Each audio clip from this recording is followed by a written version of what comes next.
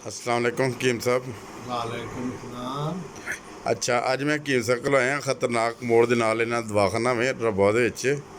ਤੇ ਸਾਰੇ ਰਬੋਆ ਵਾਲੇ ਅੱਲਾਹ ਤਾਲਾ ਸਾਨੂੰ ਰਕਸ਼ੇ ਵਾਲੇ ਵੀ ਜਾਣਦੇ ਨੇ, ਜਿੱਥੋਂ ਕੋਈ ਅੱਡੇ ਤੋਂ ਉਤਰੇ ਜਾਂ ਕਿਤੋਂ ਵੀ ਇਹਨਾਂ ਦਵਾਖਾਨੇ ਤੱਕ ਲੈ ਕੇ ਆ ਸਕਦਾ। ਕਿਸ ਨੂੰ ਦਵਾਈ ਚਾਹੀਦੀ ਵੀ ਹੋਏ ਤੇ ਵੈਸੇ ਇਹਨਾਂ ਕੋਲ ਮੈਂ ਨੁਸਖਾ ਪੁੱਛਣ ਲੱਗਾ ਕਿ ਅੱਜ ਕੱਲ੍ਹ ਬਹੁਤ ਸਾਰੇ ਬੱਚੇ ਵੀ ਸ਼ੂਗਰ ਦਾ ਮਰਜ਼ ਵਿੱਚ ਮੁਬਤਲਾ ਹੋ ਜਾਂਦੇ, ਬਜ਼ੁਰਗ ਵੀ ਹੋ ਜਾਂਦੇ ਨੇ, ਜਵਾਨ ਵੀ। ਇਹ ਸ਼ੂਗਰ ਦੀ ਮਰਜ਼ ਤੋਂ ਬਚਣ ਲਈ ਕਿਹੜੀ ਚੀਜ਼ ਦੀ ਸਾਨੂੰ ਉਹ ਦਵਾਈ ਕਿਹੜੀ ਹੈ ਕੋਈ ਜਿਹੜੀ ਆਮ ਤੌਰ 'ਤੇ ਬੰਦਾ ਇਸਤੇਮਾਲ ਕਰਕੇ ਬਚ ਸਕੇ? ਤਿੰਨ ਚੀਜ਼ਾਂ ਜਿਹੜੀਆਂ ਨੇ ਨਾ ਸ਼ੂਗਰ ਦੀ ਮਰਜ਼ ਦਾ ਮੁਕੰਮਲ ਇਲਾਜ। ਅੱਛਾ ਕਰੇਲੇ ਲੈ ਲਓ, ਉਹਨਾਂ ਨੂੰ ਐਸੇ ਕਰੇਲੇ ਜਿਹੜੇ ਪੱਕੇ ਵੇ ਨਾ ਹੋਣ ਉਹਨਾਂ ਨੂੰ ਕੱਟ ਕੇ ਧੁੱਪੇ ਸੁਕਾ ਲਓ।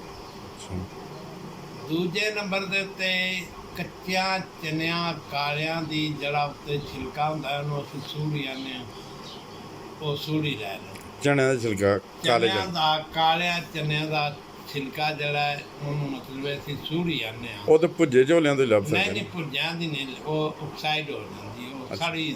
ਅੱਛਾ ਕੱਚਿਆਂ ਚਨਿਆਂ ਦੀ ਸੂੜੀ, ਕਰੇਲਾ, ਜਾਮਨੂੰ ਦੀ ਗਿਟਕ ਤੇ ਗੁੜ ਮਾਰ ਬੂਟੀ, ਇਹ ਚਾਰ ਚੀਜ਼ਾਂ ਜਿਹੜੀਆਂ ਨੇ ਨਾ ਬਰਾਬਰ ਵਜ਼ਨ ਲੈ ਕੇ ਤੇ ਪੀ ਲਓ। ਤੇ ਇੱਕ ਚਮਚਾ 24 ਘੰਟਿਆਂ ਦੇ ਵਿੱਚ ਤੁਸੀਂ ਖਾਂਦੇ ਰਹੋ। ਤੇ ਮਾੜੀ ਮੋਟੀ ਬੋਤਲ ਵੀ ਪੀ ਲਓ ਜਾਂ ਕੋਈ ਮਿੱਠੀ ਚੀਜ਼ ਵੀ ਖਾ ਲਓ, ਲੇਕਿਨ ਇਹ ਜਿਹੜੀ ਹੈ ਸ਼ੂਗਰ ਨੂੰ ਕੰਟਰੋਲ ਕਰੇ ਜਜ਼ਾਕੱਲਾ। ਅਸਲਾਮ ਤੇ ਵਾਲੇकुम। ਜਿਗਰ ਤੇ ਮੈਦੇ ਦੀ ਸਲਾਹ ਵੀ ਕਰੇ। ਜਜ਼ਾਕੱਲਾ।